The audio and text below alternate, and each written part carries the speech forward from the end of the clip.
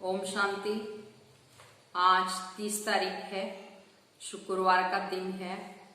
तो आज सारा दिन मैं सर्व शक्तियों से श्रृंगारित आत्मा हूँ, इस स्वमान का अभ्यास करेंगे और सर्व शक्तियों से संपन्न रहेंगे, शक्तिशाली अनुभूति करेंगे। साथ साथ आज बाबा ने मुरली के अंदर कहा हुआ है कि एक बाप से हमको एक मत मिलती है, जिसे अद्वैत मत या श्रीमत कहते हैं। जिस मत से हम मनुष्य से देवता बनते हैं, माना ऊंचते ऊंच बाप हमको ऐसी मत देकर ऊंचते ऊंच श्रेष्ठ देवता बनाते हैं। तो ऐसे हमको सारा दिन श्रीमत पर चलना है, बाप की मत को फॉलो करना है और चेक भी करना है साथ साथ कि श्रीमत पर चलते हम कई उल्लंघन तो नहीं करते हैं। पूरा दिन श्रीमत का पालन करते हैं। सारे दिन के लिए बाबा ने सुबह से लेकर रात सोने तक जो भी श्रीमत दी है उस पर हमको चलना है और श्रेष्ठ बनने का लक्ष्य रखना है। तो आज का महावाक्य है, बाबा कहते, मीठे बच्चे, तुम्हें एक बाप से एक मत मिलती है, जिसे अद्वैत मत कहते हैं। इसी अद्वैत मत से तुम्हें देवता बनना है। प्रश्न है, मनुष्य इस भूल भुलैया के खेल में सबसे मुख्य बात कौन सी भूल गए हैं? उत्तर, हमारा घर कहाँ है उसका रास्ता ही इस खेल में आकर भूल गए हैं। पता ही नहीं कि घर कब जाना है और कैसे जाना है। अभी बाप आए हैं तुम सबको साथ ले जाने, ते तुम्हारा अभी पुरुषार्थ है वाणी से परे स्वीट होम जाने का। आज का गीत है, रात के राही थक मत जाना, सुबह की मंजिल दूर नहीं। ओम शांति। तो गीत का अर्थ और कोई समझ न सके तो ड्रामा प्लान अनुसार कोई गीत ऐसे बने हुए हैं जो मनुष्यों को मदद करते हैं। तो बच्चे समझते हैं कि अभी हम सो देवी देवता बन रहे हैं। जैसे वो पढ़ाई पढ़ाने वाले कहेंगे हम सो डॉक्टर बैरिस्टर बन रहे हैं, तो तुम्हारी बुद्धि में है कि हम सो देवता बन रहे हैं नई दुनिया के लिए। तो यह सिर्फ तुम्हें ही ख्याल आता है। अमर लोग, नई दुनिया सतयुग को कहा जाता है। अभी तो न सतयुग है न देवताओं का राज्य है, तो यहां तो हो ही नहीं सकता। तो तुम जानते हो ये चक्र घूमकर अभी हम कलयुग के भी अंत में आकर पहुंचे हैं और कोई की भी बुद्धि में चक्र नहीं आएगा। वो तो सतयुग को भी लाखों वर्ष कह देते हैं। तो तुम बच्चों को ये निश्चय है कि बरोबर ये 5000 वर्ष का चक्र फिरता रहता है। मनुष्य 84 जन्म ही लेते, हिसाब है ना।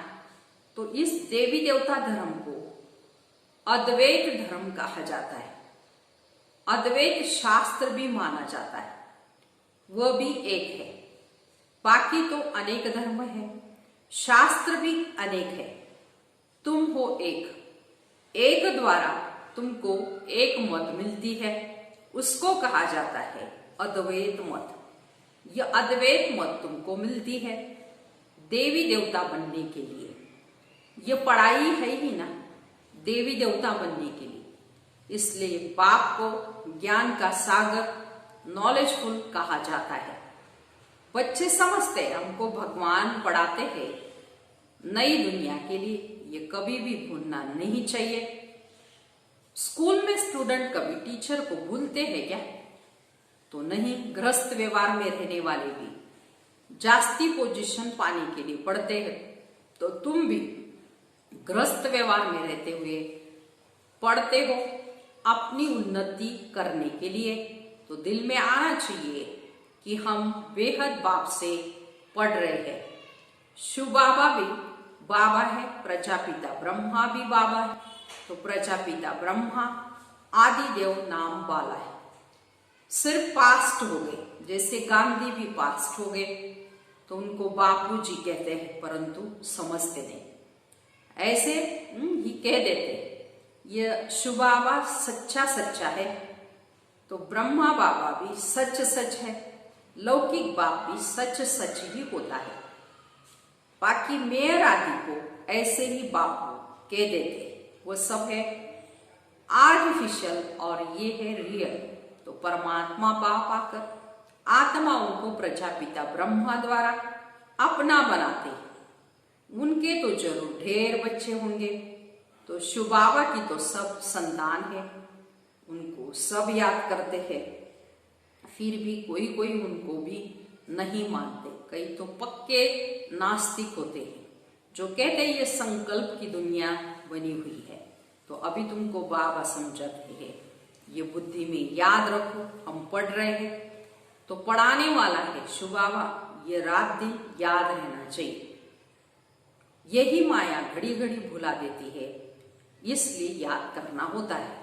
तो बाप, टीचर, गुरु तीनों को भूल जाते हैं, तो है भी एक, फिर भी भूल जाते हैं। रावण के साथ लड़ाई इसमें ही है।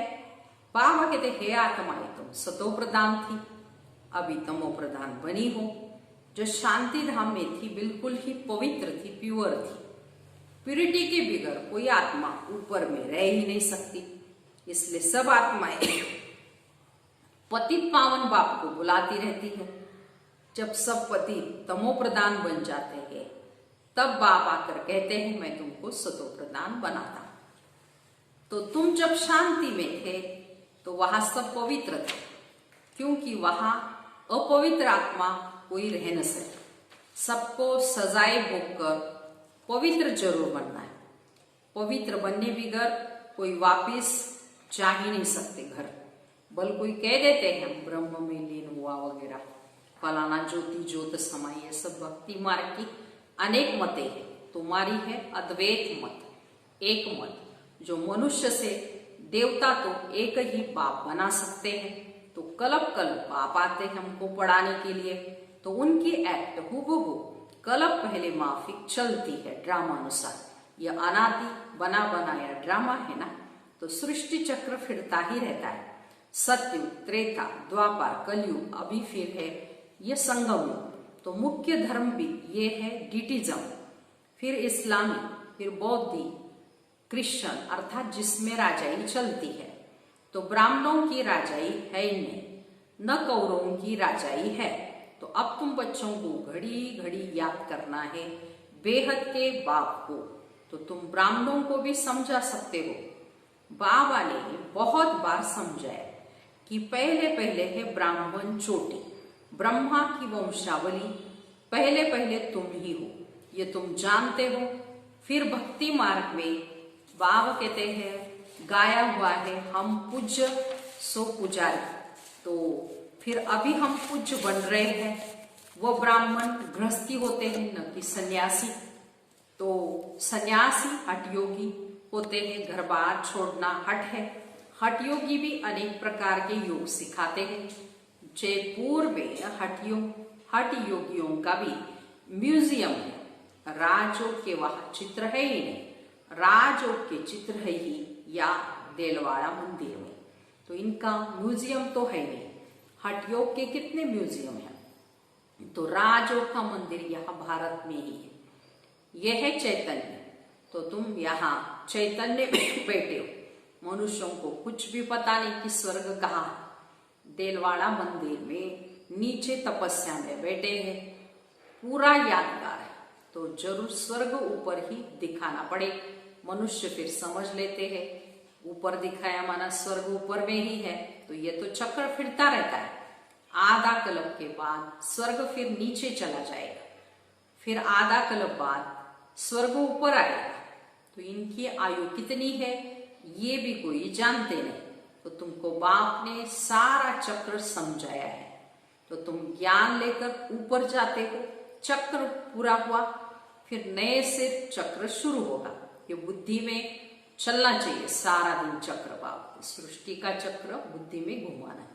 जैसे वो नॉलेज पढ़ते हैं तो बुद्धि में किताब भी सब रहते हैं ना, तो ये भी पढ़ाई है, ये भरपूर बाबा कहते रहना चाहिए, भूलना नहीं चाहिए। ये पढ़ाई बूढ़े जवान बच्चे आदि सबको हक है पढ़ने का। सिर्फ अलग को जानना है, अलग को जान लिया तो बाप की प्रॉपर्टी भी बुद्धि में आ जाएगी। जानवर को भी बच्चे आदि सब बुद्धि में रहते ही है ना। जंगल में जाएंगे तो भी घर और बछड़े याद आते रहेंगे, तो आप ही ढूंढ कर आ जाते हैं।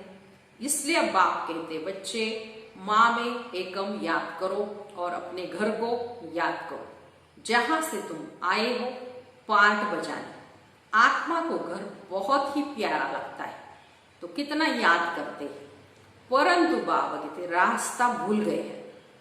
तो तुम्हारी बुद्धि में है, हम तो बहुत दूर रहते हैं, परंतु वहां जाना कैसे होता है, क्यों नहीं हम जा सकते, ये कुछ भी पता नहीं है। इसलिए बाबा ने बताया ये भूल भुलैया का खेल बनाते हैं, जहां से जाए दरवाजा बंद। तो अब तुम जानते हो कि इस लड़ाई के बाद स्वर्ग का दरवाजा खुलता है। इस मृत्यु लोक से जब जाएंगे इतने सब मनुष्य नंबरवार धर्म अनुसार और पाठ अनुसार जाकर रहेंगे, तो तुम्हारी बुद्धि में ये सब बातें हैं। तो मनुष्य ब्रह्म तत्व में जाने के लिए कितना माथा मारते हैं। वाणी से परे जाना है, आत्मा शरीर से निकल जाती है तो फिर आवाज नहीं रहता। तो बच्चे जानते हमारा तो वो स्वीट साइलेंस होम है, फिर देवताओं की है स्वीट राजधानी, अद्वैत राजधानी। माना वहां कहते जहां ईर्ष्या द्वेष कलह कुछ भी नहीं, एक मत एक राज्य एक भाषा होगी। तो बाप आकर ऐसे हमको राजयोग सिखाते हैं, सारी नॉलेज समझाते हैं, जिससे फिर भक्ति में शास्त्र आदि बैठ बनाए। तो अभी तुमको वो शास्त्र आदि नहीं पढ़ना है, उन स्कूलों में बुढ़िया आदि नहीं पढ़ती, यहाँ तो सब पढ़ सकते हैं। तो तुम बच्चे अमर लोक के देवता बन जाते हो। वहां कोई ऐसे अक्षर भी नहीं बोलते जिससे किसी की ग्लानि हो या दुख हो। तो अब तुम जानते हो स्वर्ग पास्ट हो गया है। उनकी महिमाएं, कितने मंदिर बनाते हैं, उनसे पूछो ये लक्ष्मी नारायण कब होकर गए, तो कुछ भी पता नहीं है। तो अब तुम जानते हो हमको अपने घर वापस जाना है। तो ये लक्ष्य है हमारा भी, बच्चों को समझाया है। ओम का अर्थ अलग है और हम सो का अर्थ अलग है। उन्होंने फिर हमको वाह कहते हम सो को ही उन्होंने फिर ओम सो हम सो का अर्थ कर दिया है। तो तुम आत्मा शांति धाम में रहने वाली हो, फिर आती हो पाठ बजाने। देवता क्षत्रिय वैश्य शूद्र बनते हैं। तो ओम अर्थात अहम आत्मा, कितना फर्क है, वो फिर दोनों को एक कर देते हैं। तो ये बुद्धि से सारी समझने की बातें है। कोई पूरी रीति समझते नहीं तो फिर झुटका खाते रहते। कमाई में कभी भी झुटका नहीं खाते। वो कमाई तो अलग काल के लिए, ये तो आधा कल्प के लिए है, परंतु बुद्धि और तरफ भटकती है तो फिर थक जाते हैं और उबासी देते रहते हैं। तो तुमको आंखें बंद करके बैठना ही नहीं चाहिए। तो राजयोग में बाबा कहते आंखें बंद करनी ही नहीं है। तो तुम तो जानते हो आत्मा अविनाशी है और शरीर विनाशी है। कलयुगी नरकवासी मनुष्यों को देखने और तुम्हारे देखने में भी रात और दिन का फर्क हो जाता है। हम आत्मा बाप द्वारा पढ़ती है, ये कोई को भी पता नहीं है। ज्ञान का सागर परम पिता परमात्मा बाप आकर हमको पढ़ाते हैं। हम आत्मा सुन रही है, तो अपने को आत्मा समझ बाप को याद करने से ही हमारे विकर्म विनाश होंगे। तो तुम्हारी बुद्धि फिर ऊपर में चली जाएगी। तो शिव बाबा हमको नॉलेज सुना रहे हैं, इसमें बहुत ही रिफाइन बुद्धि चाहिए। तो रिफाइन बुद्धि करने के लिए बाबा बच्चों को युक्तियां बताते हैं कि कि अपने को आत्मा समझने से बाप जरूर याद आएगा। अपने को आत्मा समझते ही नहीं, इसलिए बाप की याद नहीं पड़ती। बाबा कहते याद न पड़े, संबंध रहे, जो सारा कलम टूटा है वहां तो है प्रारब्ध, तो वहां है सुख ही सुख, दुख की बात ही नहीं। तो उनको हेविन कहते रहते, हेविनली गॉड फादर, हेविन का मालिक बनाते। तो ऐसे बाप को कितना भूल जाते। तो बाप आकर बच्चों को एडाप्ट करते हैं। मारवाड़ी लोग बहुत एडाप्ट करते, तो उनको खुशी होगी ना, मैं साहूकार की गोद में आया हूं। साहूकार का बच्चा गरीब के पास कभी नहीं जाएगा। तो ये प्रजापिता ब्रह्मा के बच्चे हैं, तो जरूर मुख वंशावली होगी। तो तुम ब्राह्मण हो मुख वंशावली, और वो ब्राह्मण है बाबा कहते कुख वंशावली। तो बाबा ने हमको ब्रह्मा की मुख के द्वारा एडाप्ट किया है। तो ब्रह्मा मुख का गायन है, इसलिए ब्रह्मा मुख वंशावली कहलाते हैं। तो इस फर्क को भी तुम जानते हो, तो तुम जब समझाओ तब मुख वंशावली बने। तो ये एडाप्टेशन है। स्त्री को समझते हैं ना, मेरी स्त्री है, तो भी स्त्री कुख वंशावली है या मुख वंशावली? तो स्त्री है मुख वंशावली, फिर जब बच्चे होते हैं तो वो कुख वंशावली।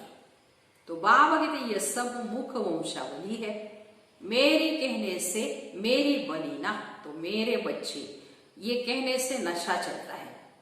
तो ये सब मुख वंशावली। आत्माएं थोड़ी मुख वंशावली है, आत्मा तो अनादि अविनाशी है ही। तो तुम जानते हो यह मनुष्य सृष्टि कैसे ट्रांसफर होती है। तो पॉइंट्स तो बच्चों को बहुत मिलती है, फिर भी बाबा कहते रहते और कुछ धारणा नहीं होती, मुख नहीं चलता है। तो अच्छा तुम बाप को याद करते रहो, तो तुम भाषण आदि करने वालों से भी ऊंच पद पा सकते हो। भाषण करने वाले कोई समय तूफान में गिर पड़ते हैं, वह गिरेंगे नहीं। बाबा को याद करते रहो तो जास्ती पद पा सकते। तो सबसे जास्ती जो विकार भी गिरते हैं, तो 5 बार बाबा कहते हैं 5 मार से गिरने से हड्ड टूट जाते, माना 5वीं मंजिल बाबा कहते हैं से गिरेंगे तो सारे हड्ड टूट जाए। तो 5वीं मंजिल है देह अभिमान, 4थी मंजिल है काम विकार। फिर उतरते आओ तो बाबा कहते काम महाशत्रु है। लिखते हैं है ना कि बाबा हम गिर पड़े, तो क्रोध के लिए ऐसे नहीं कहेंगे कि हम गिर पड़े। तो काला मुंह करने से बड़ी चोट लगती है, फिर दूसरे को कह न सके कि काम महाशत्रु। तो बाबा बार बार समझाते क्रिमिनल आंखों की बहुत ही संभाल करनी है ना। बाबा कहते हैं क्रिमिनल आय सतयुग में कभी नहीं होती। बाबा कहते सतयुग में ऐसी बातें ही नहीं होती। तो सिविल आय हो जाती है, अभी वह है सिविलाइज्ड राज बाबा कहते। तो इस समय है क्रिमिनल दुनिया। तो अभी तुम्हारी आत्मा को सिविलाइज मिलती है, जो 21 जन्म काम देती है। तो वहां कोई भी क्रिमिनल नहीं बनते। अब मनुष्य बाबा कहते हैं देखो आज की दुनिया में क्रिमिनल है, तो आज की दुनिया में विकारों का राज्य है। तो सतयुग में बाबा कहते कोई भी क्रिमिनल नहीं होगा, सब सिविल होगी। तो अब मुख्य बात बाबा समझाते हैं, बाप को याद करो और 84 के चक्र को याद करो। ये भी वंडर है। बाबा कहते हैं जो श्री नारायण है वही अंत में आकर भाग्यशाली रत बनते हैं, उनमें बाप की प्रवेशता होती है, तो भाग्यशाली बनते हैं ना। तो ब्रह्मा सो विष्णु, विष्णु सो ब्रह्मा, ये 84 जन्मों की हिस्ट्री बुद्धि में रहनी चाहिए। अच्छा मीठे मीठे सिकिलते बच्चों प्रति माता पिता बाप दादा का याद प्यार और गुड मॉर्निंग। रूहानी बाप की रूहानी बच्चों को नमस्ते। हम रूहानी बच्चों की रूहानी माता पिता बाप दादा को याद प्यार गुड मॉर्निंग और नमस्ते।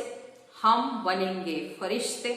वाह बाबा वाह, शुक्रिया बाबा शुक्रिया, थैंक्स बाबा थैंक्स। अब इस सारी मुरली का धारणा के लिए मुख्य सार सुनेंगे। पहली पॉइंट, बाप की याद से बुद्धि को रिफाइन बनाना है। बुद्धि पढ़ाई से सदा भरपूर रहे। बाप और घर सदा याद रखना है और सर्व को याद दिलाना है। दूसरी पॉइंट, इस अंतिम जन्म में क्रिमिनल आय को समाप्त कर सिविल आय बनानी है। क्रिमिनल आंखें बड़ा धोखा देती है, इसलिए क्रिमिनल आंखों की बड़ी संभाल रखनी वरदान है आज का। तो याद और सेवा के बैलेंस द्वारा चढ़ती कला का अनुभव करने वाले राज्य अधिकारी भव। विस्तार है, याद और सेवा का बैलेंस है तो हर कदम में चढ़ती कला का अनुभव करते रहे। हर संकल्प में सेवा हो तो व्यर्थ से छूट जाए। सेवा जीवन का एक अंग बन जाए। जैसे शरीर में सब अंग जरूरी है, वैसे ब्राह्मण जीवन का विशेष अंग है सेवा। बहुत सेवा का चांस मिलना, स्थान मिलना, संग मिलना, ये भी भाग्य की निशानी है। ऐसे सेवा का गोल्डन चांस लेने वाले ही राज्य अधिकारी बनते हैं। ऐसे सारा दिन उनके लिए बाबा ने राज्य अधिकारी भव का वरदान दिया है। तो बाबा कहते ब्राह्मण जीवन का श्वास कहो या बाबा कहते हर संकल्प कहो सेवा होना चाहिए। तो सेवा करते रहेंगे तो चढ़ती कला का अनुभव भी करेंगे और साथ साथ बाबा कहते व्यर्थ से भी छूट जाएंगे। ऐसे याद और सेवा का बैलेंस रखना है। बहुत सेवा मिलना, स्थान मिलना, संग मिलना, आगे ये भी भाग्य की निशानी। स्लोगन है, परमात्मा प्यार की पालना का स्वरूप है सहज योगी जीवन। अच्छा, ओम शांति।